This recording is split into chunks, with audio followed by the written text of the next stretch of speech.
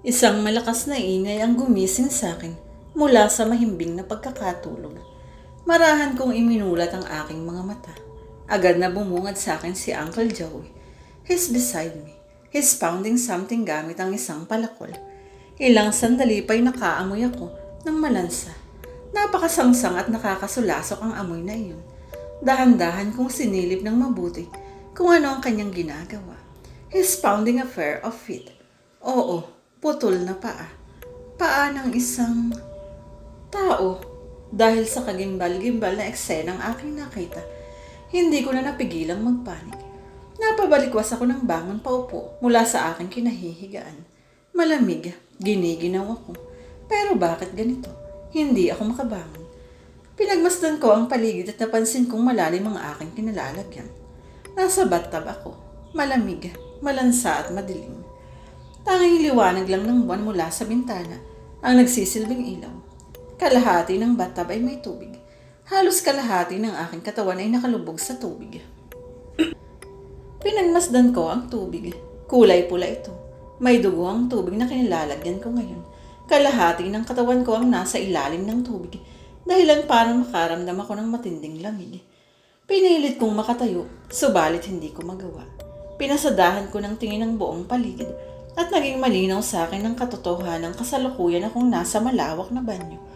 Puti ang tiles nito, ngunit nagkalat ang dugo sa paligid. Doon na napansin ni Uncle Joey na gising na ako. Tiningnan niya ako ng matalim subalit may ngiti sa kanyang mga labi. Puro dugo ang kanyang mukha.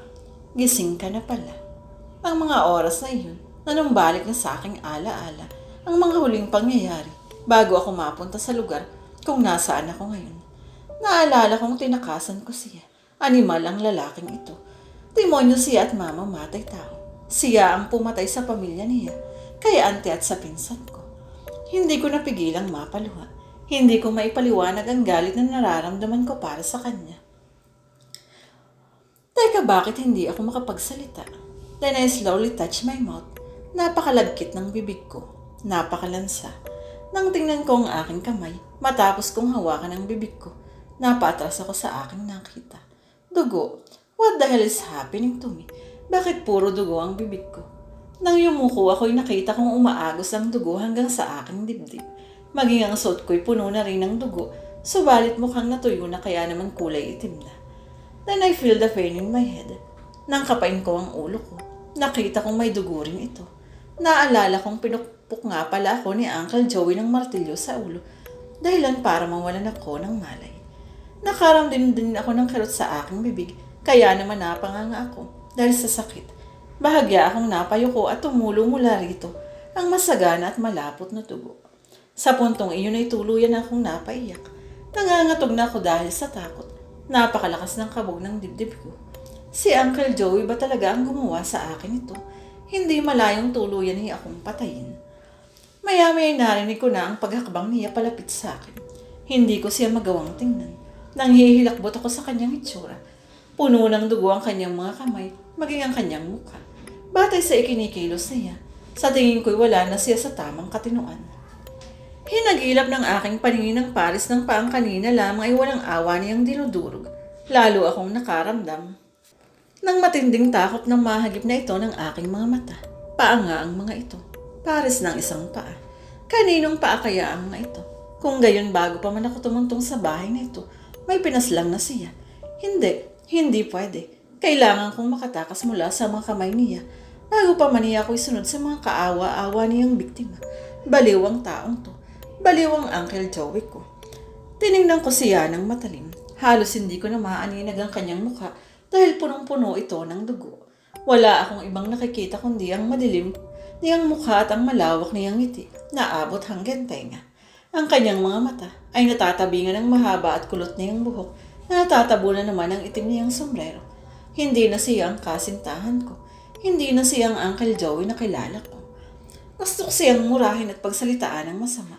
Gusto ko siyang saktan, ngunit walang lumalabas na boses mula sa aking bibig at wala rin akong lakas para labanan siya. Nanghihina ako. Hindi ko magawang kumilos. Nanlalabo na rin ang aking mga mata. Subalit pilit kong pinatatag ang aking loob. Kailangan kong lumaban. Kailangan ko siyang labanan. Iniisip ko si Nana. ang mami ko. Siya ang pinaghuhugutan ko ng lakas. Mira, sandali lang ha. Kukuha lang ako ng pagkain. Malambing ang tinig niya. Pagkatapos na ay naglakad na siya palabas at tuluyan ang nawala sa aking paningin. Pagkakataon ko na para makatakas. Nakakarinig ako ng ingay. Ingay ng mga insekto tulad ng langaw at kuliglig. Subalit kahit anong gawin kong paghanap ay wala akong makita. Naririnig ko lang ang ingay ng mga ito. Sinubukan kong muling bumangon at hindi ko talaga magawa. Bakit? Nang mapalingon ako sa aking likuran, doon ko nakita ang isang kadena. Kadenang nakatali sa makapal at malaking tubo sa aking likuran. Kinapa ko ito mula sa ilalim ng tubig at nalaman kong nakatali ito sa aking bewang. Nakabuhol nga ito ng makailang ulit sa aking bewang. Pinagmasdan ko ang pinto ng banyo. It's a jar. He left a jar for a purpose. Kaya naman mabilis kong kinalas ang kadenang nakabuhol sa akin. Ilang beses kaya itong ibinuhol? 1, 2, mga 3 buhol. Dali ko itong sinubukang kalasin. Nakalas ko ang unang buhol. Maya-may nakarinig ako ng langit-ngit sa sahig. Yabag ni Uncle Joey.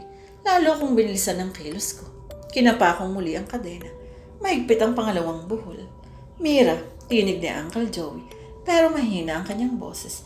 Buong lakas kong kinalas ang mahigpit na pagkakabuhol ng kadena. Nakalas ko.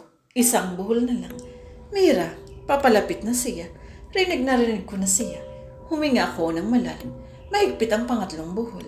Mira, ayan na siya. Bilis pa, Mira. Bilis pa. Mira, malapit ko nang matanggal. Bilis pa. Mira, malapit na siya. Malapit na si Uncle Joey. Napahintuwa ako habang habol ko ang aking hininga. Katahimikan. Wala ang tinig niya. Gumana ang aking mga kamay at marahan kong tinanggal ang pangatlong buhol ng kadena. Nararamdaman ko na sa paligid lang siya. Malapit sa akin. Pinagmamasdan ako. Sinisilip. Huminga muli ako ng malalim upang palitin ang aking tiyan. Sa ganitong paraan, madali kong matatanggal ang buhol. 1. Huminga ako ng malalim. Hila, hila. 2. Hila, hila, Mira, hila pa. Buong lakas ko ang aking ibinuhos matanggal lamang ang buhol habang ang aking mga mata ay sa pintulang nakatingin. 3. Huminto ako sa aking ginagawa at kulang na lang ay lumubog ako sa aking kinalalagyan. Napadako ang aking paningin sa may pintuan.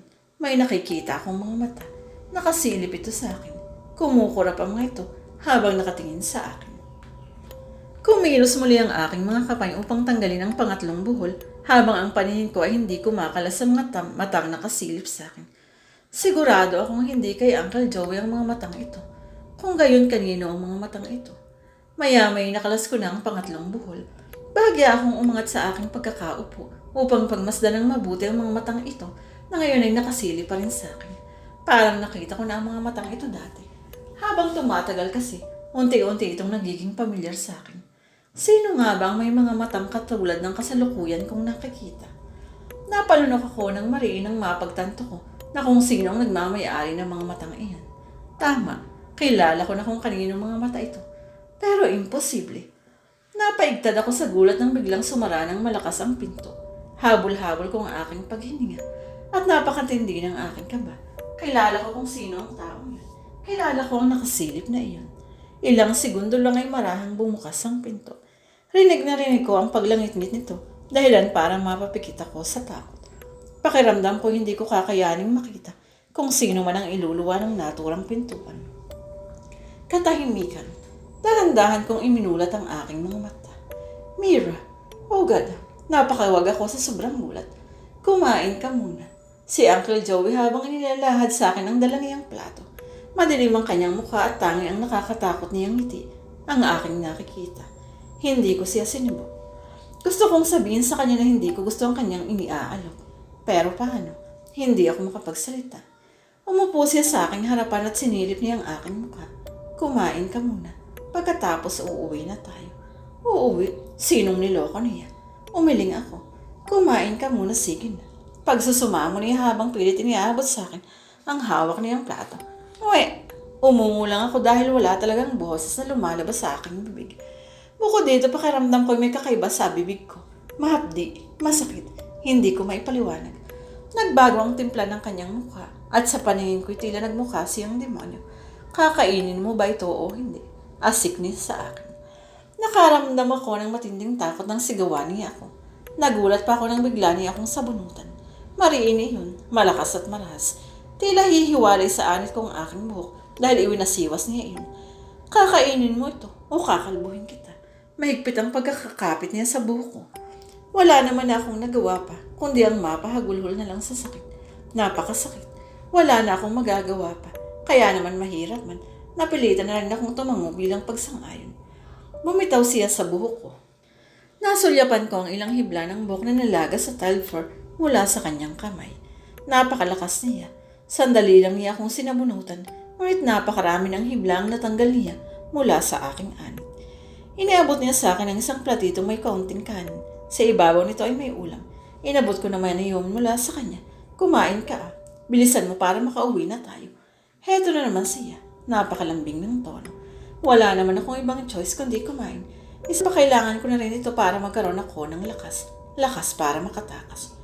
Pinagmasdan ko ang pagkain. Mainit na kanin at sa ibabaw nito ay may isang pirasong ulam. Teka, anong klaseng ulam ito? Mukhang nanlalabo yata ang palingon ko. Kinusot ko ang aking mga mata upang makasigurong hindi ako nagkakamali ng tingin. Peraso ito ng karne. Kulay pula ito. Hindi, mas matingkad sa pula. Kulay rosas. Hinawakan ko ito. Medyo matigas at magaspang. Malagkit at... Oh, hindi. Hindi pwede. Kaya ba ako ganito? Totoo ba ang nakikita ko? Tama ba ang hinala ko? Kainin mo yan, Mira, para makapagsalita ka na. Pagkasabi niya ay ngumisi siya. Muli akong napahagulhol habang niaangat ng marahan ang aking kamay upang kapay ng aking bibig. Marahan kong binuksan ang aking bibig at kinapa ang aking dila. Wala ang aking dila. Kaya pala hindi ako makapagsalita. Pinutol niya pala ang dila ko. Halos pawian ako ng ulirat dahil sa nadiskubre ko. Ipapakain niya pa sa akin ang sarili kong dila. Kainin mo yan. Pinandilatan niya ako. Sa takot ko, pikit mata ko yung kinain. Inuna ko ang kanin at narahan ko itong inuya. Isinunod ko ang ulam, ang aking dila. Nginuya ko rin itong wala akong malasahan. Basta ang alam ko lang, pilit ko itong inunguya ng marahan. Nakatingin lang si Uncle Joey sa akin. Pinagmamasdan ng bawat magnguya ko. Ang mga matay niya sa akin lamang. Subalit napakalikot ng mga ito. Kasabay ng aking pagnguya ay ang aking pagluha. Oh Diyos ko, bakit nangyari sa akin to? Pahihirapan niya ba muna ako bago niya ako patayin? Hindi pwede. Hindi ako pwedeng mamatay. Paano si Nana? Paano ang mami ko? Nakatitig pa rin siya sa akin. Ganun pa rin ang kanyang mga mata. Napakalingot. Joey, tinigiyo ng isang babae mula sa labas. Mabilis na tinungo ni Uncle Joey ang bintana at agad na gumuhit ang ngiti sa kanyang mga labi. Sa palagay ko inaasahan niyang pagdating ng naturang babae. Pero sino siya? Bumaling siya sa akin. Diyan ka lang, Mira. May sorpresa ako sa iyo. Nakangisi pang gago. Then he went out of the room but he left the door slightly open, katulad ng palagi niyang ginagawa. Nang mawala siya sa paningin ko, ay buong lakas akong bumangon. Umahon ako mula sa tubig ng bathtub. Since nakalas ko na ang kadena, ito na ang pagkakataon ko para makatakas. Humakbang ako paahon. Nangaapak na ako sa sahig. Napaluhod ako. Bakit? Bakit hindi ako makakabang? Lumingon ako sa aking likuran. Nanlambot ako sa aking nakita. Oh my God, nanggigipos-pos ako. Tila napako ako sa aking kinasasaklakan. Hindi maaari. Paano na ako? Ngayon pa man gumapang ako at mabilis na hinagilap ang putol na paang nasa isang sulok. Paang sa tingin ko'y pinutol ni Uncle Joey. Pagkatapos ay tumungo ako sa sulok at niyakap ko iyon. Hindi